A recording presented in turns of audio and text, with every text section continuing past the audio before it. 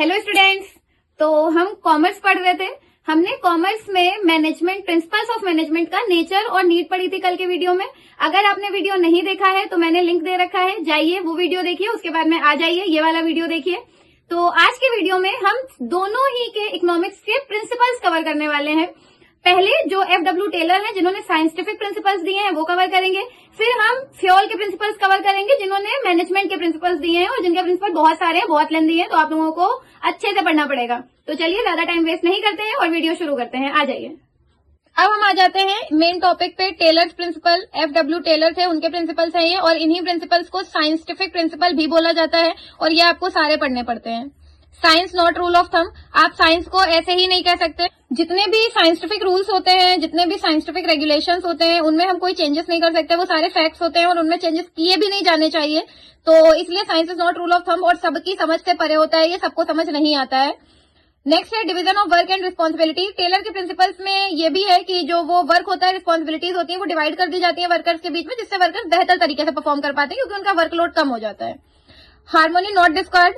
जो एम्प्लॉयज हैं, एम्प्लॉयर है, उनके बीच में हेल्दी कंपटीशन होना चाहिए। अगर एम्प्लॉयर और एम्प्लॉय में हेल्दी कंपटीशन होगा तो ऑर्गेनाइजेशन अच्छी रन करेगी, लड़ाई झगड़े नहीं होने चाहिए। Maximum not restricted output. आप साइज जो ऑर्गेनाइजेशन का है वो कितना भी बड़ा कर सकते हैं बिना किसी रिस्ट्रिक्शन के।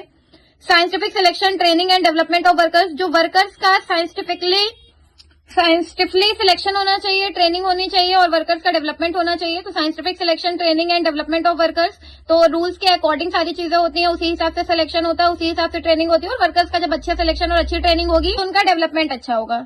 स्टैंडर्डाइजेशन, उनको अच्छी वर्किंग कंडीशंस देनी चाहिए जिससे वो बेहतर परफॉर्म कर सके। जब वर्किंग कंडीशंस अच्छी होंगी तो उनका काम करने में मन लगेगा, वो सही से काम करेंगे।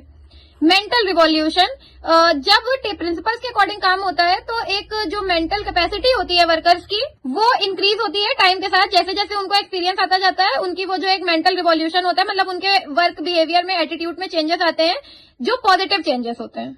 तो ये सारे टेलर के प्रिंसिपल्स होते हैं जिन्हें साइंटिफिक प्रिंसिपल्स ऑफ मैनेजमेंट भी कहा जाता है। फ्योल के प्रिंसिपल्स टोटल 14 प्रिंसिपल्स हैं, और अगर फ्योल के प्रिंसिपल्स आते हैं तो ये सारे ही प्रिंसिपल्स आपको लिखकर आने हैं। ये सारे के सारे प्रिंसिपल्स लर्न करने होते हैं। और प्रोफेसर फ्योल को फादर ऑफ मैनेजमेंट भी बोला जाता है। इन्होंने ही मैनेजमेंट को ओरिजिनेट किया और मैनेजमेंट इनसे ही इन्होंने ही मैनेजमेंट की सारी मीनिंग, प्रिंसिपल्स मोस्टली सब इन्होंने ही दिए, तो इनको फादर ऑफ मैनेजमेंट भी बोला जाता है।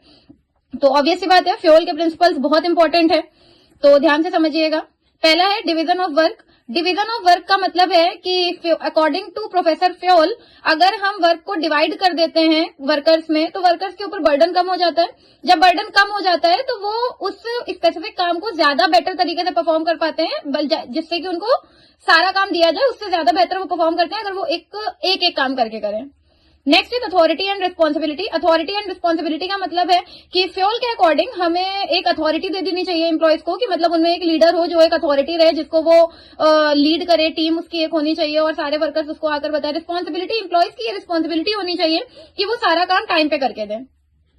डिसिप्लिन, फ्योल के अकॉर्डिंग एम्प्लॉयज में डिसिप्लिन रहना चाहिए, मैनेजमेंट इस टाइप का होना चाहिए कि डिसिप्लिन रहे ताकि लोग अच्छे से काम करें। यूनिटी ऑफ कमांड, एक ही कमांड फॉलो करेंगे वर्कर्स, तो एक ही इंडिविजुअल होना चाहिए, एक ही लीडर होना चाहिए जो सारे एम्प्लॉयज को कमांड करे और सारे एम्प्लॉयज उसकी सुने। मतलब अलग अलग टीम हो सकती है, 10 लोगों की टीम है उसमें एक लीडर है, 15 लोगों की टीम है उसमें एक लीडर है, ऐसे हो सकता है, बट एक ही अथॉरिटी होनी चाहिए जो सबको कमांड करे।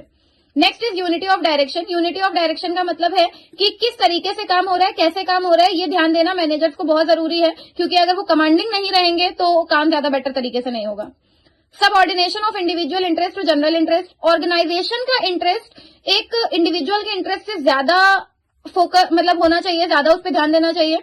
तो इसलिए सारे इंडिविजुअल्स को मिलकर एक जनरल इंटरेस्ट पे ध्यान देना चाहिए, जो ऑर्गेनाइजेशन का गोल है उसे अचीव करना चाहिए।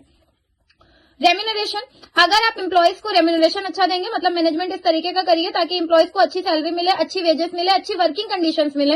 अगर उन्हें ये सारी चीजें अच्छी मिलेंगी तो ऑर्गेनाइजेशनल जो गोल्स हैं वो जल्दी अचीव होंगे, क्योंकि एम्प्लॉयज अच्छे से काम करेंगे, मोटिवेटेड होकर काम करेंगे। सेंट्रलाइजेशन, सेंट्रलाइजेशन का मतलब है कि फ्योल के अकॉर्डिंग हर एक चीज इंक्रीज होती रहनी चाहिए, टाइम टू टाइम बिजनेस में एक्सपेंशन होते रहना चाहिए। तो एक वो फोकस्ड होना चाहिए कि एक ही गोल है, इसी पे सब लोग काम कर रहे हैं, तभी वो बिजनेस टाइम टू टाइम आगे बढ़ता रहेगा, एक्सपेंड होता रहेगा। स्केलर चेन, स्केलर चेन का मतलब एक चेन होती है जिसमें सबके ये इस टाइप का कुछ डायग्राम बनता है, ऐसे एक चेन होती है, मतलब यहाँ से यहाँ तक ऑर्डर जाते हैं। तो ये एक मेन है, मान लेते हैं ये ए कोई पर्सन है, तो यहाँ से यहाँ ए के पास ऑर्डर जाएंगे, यहाँ से यहाँ ए के पास ऑर्डर जाएंगे, ये स्केलर चेन होती है। इसमें बीच में आप लोग बुक में डायग्राम देखेंगे, ऐसे दो आमने सामने ऐसे एक लाइन बनी होती है। इसका मतलब है कि इधर लीडर और इधर लीडर, ये दोनों या तो अगर ज्यादा टाइम नहीं है, जल्दी कोई बात कन्वे करनी है, तो डायरेक्ट लीडर आपस में बात कर लेते हैं और वो बात पूरे एम्प्लॉयज वगैरह सबको पता चल जाती है। तो ये स्केलर चेन होती है। Next is order. ऑर्डर का मतलब है हर एक चीज का एक सही टाइम होता है करने का। तो इसमें मटेरियल को लेकर ऑर्डर है, इंडिविजुअल्स को लेकर ऑर्डर है कि वर्कर्स को, हर वर्कर की एक सही पोजीशन, सही डेजिग्नेशन होनी चाहिए जिसपे वो हमेशा रहे, और मटेरियल जो है वो हर चीज अपनी सही जगह पर होनी चाहिए। तो ये ऑर्डर मेंटेन करना चाहिए। इक्विटी, इक्वालिटी होनी चाहिए, सारे वर्कर्स इक्वल होंगे, कोई डिस्क्रिमिनेशन नहीं होना चाहिए, किसी तरीके की कोई पार्शियलिटी नहीं होनी चाहिए, वो इक्विटी होती है। Stability of tenure. Stability of tenure मतलब एम्प्लॉयज को ये डर नहीं होना चाहिए कि अरे उनकी जॉब तो चली जाएगी। मैनेजमेंट इस टाइप का होना चाहिए कि एम्प्लॉयज हमेशा अपनी जॉब को लेकर सिक्योर्ड रहे कि नहीं, कुछ भी हो उनकी जॉब नहीं जा रही। स्पिरिट द कॉर्प्स, ये बहुत इंपॉर्टेंट है, ये बहुत ज्यादा आता है। स्पिरिट द कॉर्प्स का मतलब है टीम स्पिरिट और स्ट्रेंथ, की एम्प्लॉयज में टीम स्पिरिट होनी चाहिए, वो एक साथ मिलकर काम करें। तो जब सब लोग मिलकर काम करते हैं तो ज्यादा अच्छे से होता है। इनिशिएटिव, मैनेजमेंट में पार्टिसिपेट करने की एम्प्लॉयज को परमिशन होनी चाहिए ताकि वो अपने नए नए चीजें सजेस्ट कर सके, इनिशिएटिव्स ले सके, जिससे मैनेजमेंट ज्यादा बेटर होगा। तो ये इनिशिएटिव हो गया। स्पिरिट द कॉर्प्स और स्केलर चेन, ये दोनों ही बहुत इंपॉर्टेंट हैं। तो ये हो गए प्रोफेसर फ्योल के प्रिंसिपल्स। तो स्टूडेंट्स, ये था आज का वीडियो फ्योल और टेलर के प्रिंसिपल्स के लिए, और ये वीडियो बहुत इंपॉर्टेंट है, ये प्रिंसिपल्स बहुत इंपॉर्टेंट है, ये क्वेश्चन जरूर आता है। तो अच्छे से पढ़िए, अच्छे से समझिए, अपनी अपनी बुक से इन डिटेल अच्छे से रीड करिए। जो भी डाउट हो कमेंट सेक्शन में बताइए, वीडियो लाइक करिए, दोस्तों के साथ शेयर करिए और चैनल को सब्सक्राइब करिए। Thank you so much.